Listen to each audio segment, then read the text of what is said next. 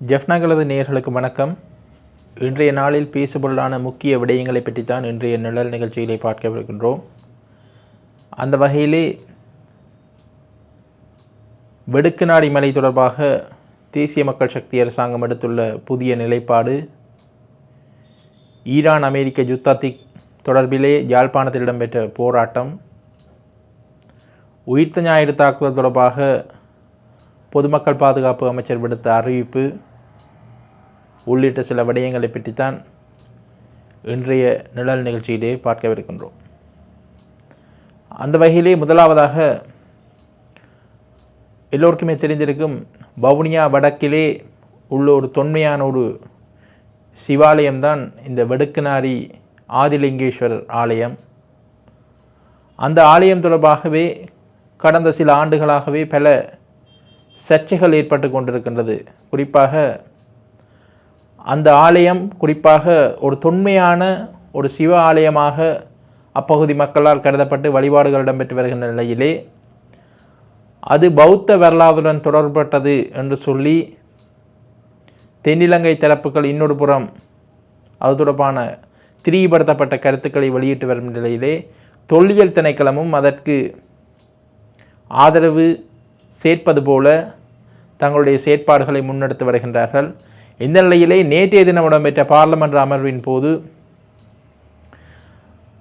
அமைச்சர் சுனில் செனவி குறிப்பாக இந்த வெடுக்குநாரி மலை தொடர்பாக ஒரு வர்த்தமானி வெளியிடப்படும் என்று சொல்லியும், அது தொல்லியல் துறை சார்ந்து அது பௌத்த மதத்துடன் தொடர்புபட்ட ஒரு பகுதி என அவர் தெரிவித்திருக்கின்றார். குறிப்பாக அந்த இடத்திலே அந்த இடத்தை திரிவுபடுத்தி எந்த ஒரு செயலையும் செய்யக்கூடாது என்று சொல்லியும் அவர் தெரிவித்திருக்கின்றார். குறிப்பாக கடந்த காலங்களிலிருந்தே குறிப்பாக 2017-18 ஆண்டுகளிலிருந்தே அந்த பகுதி தொடர்பாக பல சர்ச்சைகள் உருவாகி வந்திருந்தது தெரிந்த விடயம். குறிப்பாக அன்றைய காலத்திலே அந்த ஆலயத்திற்கு சென்ற தென்னிலங்கை தரப்புகள் அந்த பகுதி குறிப்பாக தேவநம்பிய தீசன் காலத்திலே ஒரு கட்டப்பட்ட விகாரை ஒன்று அங்கு கட்டப்பட்டதாகவும் அது பின்னர் தமிழ் இனவாதிகளால் அகற்றப்பட்டதாகவும் ஒரு புது கதையை அவர்கள் வெளியிட்டிருந்தார்கள். இந்த நிலையிலே அவற்றை தொடர்ந்து 2019-20களிலே அந்த ஆலயத்திலே தொடர்ச்சியாக அந்த பூசைகளும் இடம்பெற்று வருகின்ற பொழுது அந்த பூஜை வழிபாடுகளுக்கு தொல்லியல் திணைக்களம் தடைகளை ஏற்படுத்த ஆரம்பித்தது. குறிப்பாக அந்த ஆலயத்திலே மலைகளுக்கு மேல்தான் அங்கு சிவலிங்கங்கள் உள்ளிட்ட அங்கே சிலைகள் பிரதிஷ்டை செய்யப்பட்டு வழிபாடுகள் இடம்பெற்று வருகின்றன. இந்த நிலையிலே அங்கு ஏறுவதற்கான ஒரு ஏணியை ஒத்த ஒரு அமைப்பு அங்கு அடைந்த நிலையிலே அங்கு ஒரு ஏணி ஒன்றை அங்கு அமைக்க முற்பட்ட போது ஆலய நிர்வாகத்தினர் கைது செய்யப்பட்டு பின்னர் விடுவிக்கப்பட்டிருந்தார்கள். குறிப்பாக அங்கு இடம்பெற்ற ஒரு சிவராத்திரி பூஜை வழிபாட்டின் போது, இரவு நேரத்தில் இடம்பெற்ற வழிபாட்டின் போது நெருப்பு எரித்தார்கள், தீபமேற்றினார்கள் என்று சொல்லி போலீசார் காட்டுமிராண்டித்தனமாக அங்கிருந்தவர்களை கைது செய்து பின்னர் நீதிமன்ற பிணையிலே அவர்கள் வெளிவந்தார்கள். இவ்வாறு தொடர்ச்சியாக கடந்த காலங்களிலே மாறி மாறி வந்த அரசாங்கங்களின் காலத்திலே அந்த வெடுக்குநாரி மலையிலே அந்த சிவனை வழிபடுவதற்கு சென்றவர்கள் பல்வேறு இன்னல்களை எதிர்நோக்கினார்கள். இந்த நிலையிலே இன்றைய அரசாங்கம், மாற்றம் என்று சொல்லி வந்த அரசாங்கமும் அதே பாணியை கடந்த காலங்களில் இருந்தவர்களுக்கும் எங்களுக்கும் எந்த வித்தியாசமும் இல்லை என்பது போலவே அவர்களுடைய நேற்றைய அறிவிப்பும் அதனை வெளிப்படுத்தி இருக்கின்றது. குறிப்பாக அது பௌத்த வரலாற்றுடன் தொடர்பட்ட இடம் என்று சொல்லியும் அது தொடர்பான வர்த்தமானி விரைவிலே பிரசுரிக்கப்படும் என்று சொல்லியும் அமைச்சர் தெரிவித்திருக்கின்றார். குறிப்பாக தமிழ் மக்களுடைய பூர்வீக நிலங்கள், காணிகள் இவ்வாறு பௌத்த வரலாற்றுடன் தொடர்புபடுத்தி அவற்றை ஆக்கிரமிக்கின்ற செயற்பாடுகள் தொடர்ச்சியாக முன்னெடுக்கப்படும் நிலையிலே அதனுடைய ஒரு பரிணாமமாகவே இதனை பார்க்க வேண்டியிருக்கின்றது. இதற்கு எங்களுடைய தமிழ் தரப்புகள் என்ன மாதிரியான ஒரு எதிர்வினைகளை ஆற்றப் போகின்றார்கள் என்பது உண்மையிலேயே கேள்விக்குறியாக இருக்கின்றது. இந்த விடயத்தில் எங்களுடைய தமிழ் தரப்புகள், தமிழ் தேசிய கட்சிகள் ஒருமித்து நின்று இந்த விடயத்திலே தங்களுடைய எதிர்ப்பு குரலை ஒரே குரலாக பதிவு செய்ய வேண்டும். குறிப்பாக வடக்கு கிழக்கை சேர்ந்த ஆளும் எதிர்த்தரப்பு என்றதை தாண்டி குறிப்பாக அரசாங்க தரப்பாக இருந்தால் கூட இந்த விடயத்திலே தமிழ் மக்களுடைய தொன்மையான இடம் வெடுக்குநாரி மலை, குறிப்பாக சிவனை வழிபடுகின்ற அந்த பகுதிக்கு உரிய அங்கீகாரத்தை வழங்குவதற்கும் இந்த பௌத்த ஆக்கிரமிப்பை எதிர்ப்பதற்கும் அவர்கள் துணிந்து முன்வர வேண்டும். இந்த விடயத்தில் அரசாங்க தரப்பு தமிழ் எம்பிக்கள், குறிப்பாக வடக்கு கிழக்கில் தெரிவு செய்யப்பட்டவர்கள் அரசாங்கத்தின் முடிவுக்கு தலையாட்டப் போகின்றார்களா அல்லது தங்களை தெரிவு செய்த மக்களுக்கு விசுவாசமாக இருக்கப் போகின்றார்களா என்பது இந்த இடத்தில் தெரிய வரும். இரண்டாவதாக, குறிப்பாக மத்திய கிழக்கில் நாடுகளிலே ஏற்பட்டு வருகின்ற அந்த போர் பதட்டமான சூழல் கடந்த ஒரு சில மாதங்களாகவே நீடித்திருந்தது. இந்த நிலையிலே அமெரிக்க ஏகாதிபத்தியத்திற்கு எதிராக இன்றைய தினம் யாழ்ப்பாணத்திலே ஒரு இடதுசாரி கட்சி, புதிய ஜனநாயக மார்க்சிச லெனினிச கட்சி ஒரு எதிர்ப்பு ஆர்ப்பாட்டம் ஒன்றை செய்திருக்கின்றார்கள். உங்கள் எல்லோருக்குமே தெரியும், ஒரு இடதுசாரி தலைவரான சீகா செந்தில்வேல் கடந்த காலங்களிலே அறகலைய செயற்பாட்டாளர்களுடன் இணைந்து மக்கள் போராட்ட முன்னணி என்ற அமைப்புடன் இணைந்து செயற்பட்டவர்கள். அவ்வாறான இடதுசாரி பின்னணி கொண்ட தரப்புகள் ஒன்றிணைந்து இன்றைய தினம் யாழ்ப்பாணம் மத்திய பேருந்து நிலையத்துக்கு முன்பாக ஈரான் மக்களின் போராட்டத்தை ஆதரிப்போம், அமெரிக்க ஏகாதிபத்தியத்தை எதிர்ப்போம் என்ற தொனிப்பொருளே ஒன்று கூடி அமெரிக்கா மற்றும் ட்ரம்பின் செயற்பாடுகளுக்கு எதிராக பல கோஷங்கள் எழுப்பியிருந்தார்கள். குறிப்பாக போரினால் பாதிக்கப்பட்ட வடக்கு மக்கள் இன்னொரு நாட்டிலே, இன்னொரு பகுதியிலே இந்த போரை சாட்டி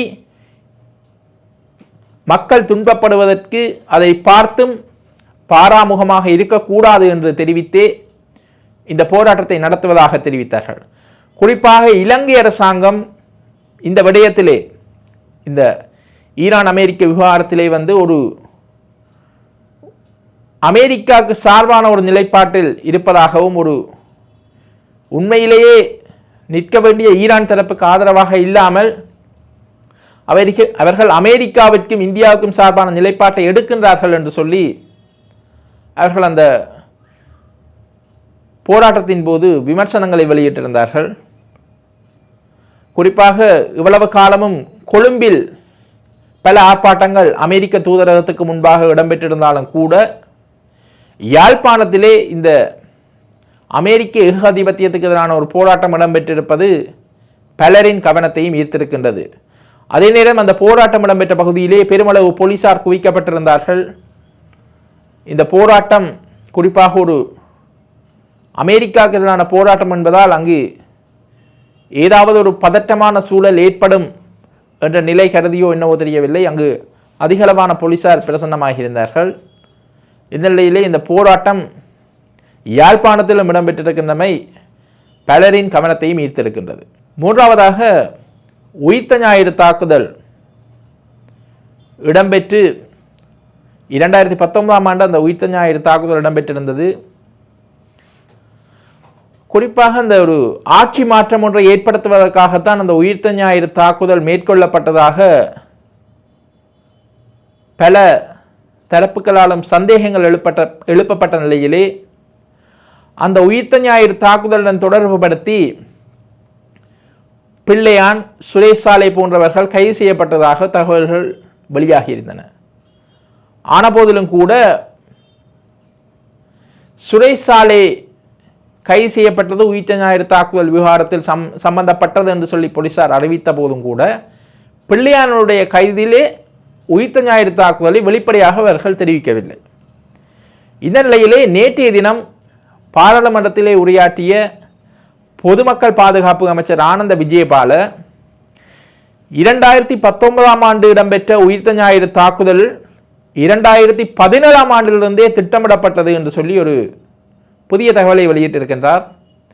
குறிப்பாக இந்த உயிர்த்த ஞாயிறு தாக்குதல் இடம்பெற்றதற்கும் பிள்ளையானுக்கு அந்த விடயங்கள் தெரியும் என்று சொல்லியும், அதாவது சக்ரானுக்கு மேலாக இன்னொரு குழு இந்த உயிர்த்த ஞாயிறு தாக்குதலை வழி நடத்தியது என்று சொல்லி அவர் பல தகவல்களை நேற்றைய பாராளுமன்ற உரையின் போது தெரிவித்திருக்கின்றார். இந்த நிலையிலே மட்டக்களப்பு மாவட்ட பாராளுமன்ற உறுப்பினர் சாணக்கியன் அவர்கள் உரையாற்றும் போது குறிப்பாக இந்த விடயத்திலே பிள்ளையானை விசாரணைக்கு உட்படுத்த வேண்டும், குறிப்பாக கடந்த கால அரசாங்கங்கள் செய்யாத ஒரு விடயத்தை இந்த அரசாங்கம் செய்திருக்கின்றது, இந்த அரசாங்கத்துக்கு எனது பாராட்டுக்கள். அதே வேளையிலே இந்த விடயத்தில் பிள்ளையான் தொடர்பாக விசாரணைகளை முன்னெடுக்க வேண்டும். குறிப்பாக பிள்ளையான் சிறையிலிருந்து எழுதியதாக தெரிவிக்கப்படுகின்ற அந்த வேட்கை என்ற நூல், உண்மையிலேயே அந்த நூலை எழுதியது யார், அது தொடர்பான விசாரணைகளை முன்னெடுக்க வேண்டும். ரொஹான் குணரத்ன என்று சொல்லி ஒரு பேராசிரியர் ஒருவரே அந்த நூலை எழுதியதாக தன்னிடம் ஆதாரங்கள் இருப்பதாக அவர் தெரிவித்திருக்கின்றார்.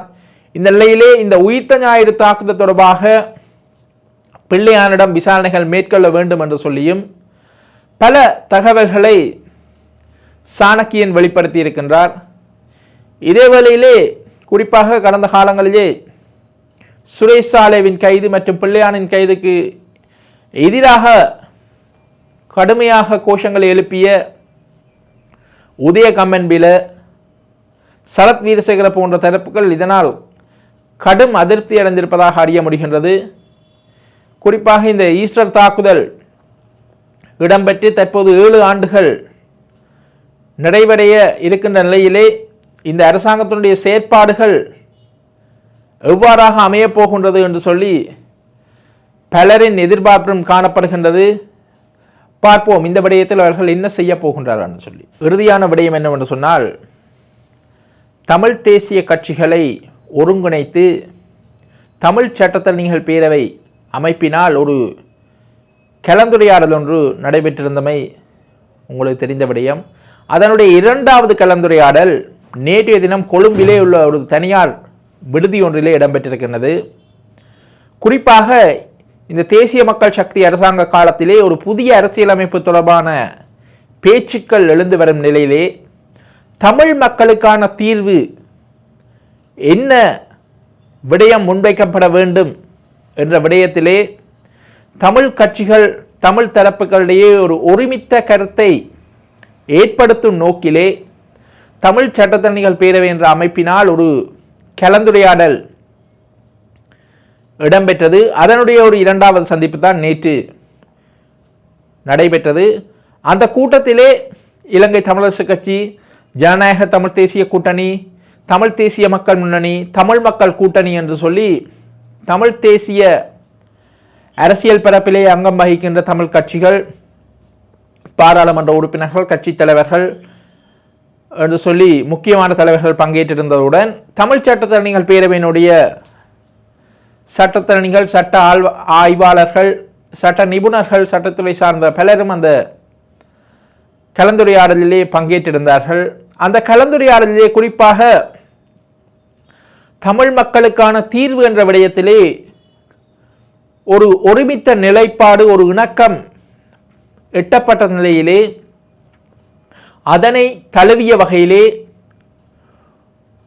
அந்த புதிய அரசியலமைப்புக்கான முன்மொழிவுகளை தயாரிப்பதற்கான ஒரு குழுவை அமைப்பதற்கான யோசனை முன்வைக்கப்பட்டு அது ஏற்கப்பட்டு அந்த குழுவும் அமைக்கப்பட்டிருக்கின்றது. குறிப்பாக மூத்த சட்டத்தரணி கனக ஈஸ்வரன், குருபரன், வி.டி. தமிழ்மாறன் உள்ளிட்ட பலர் அடங்கலாக அந்த குழு அமைக்கப்பட்டிருக்கின்றது.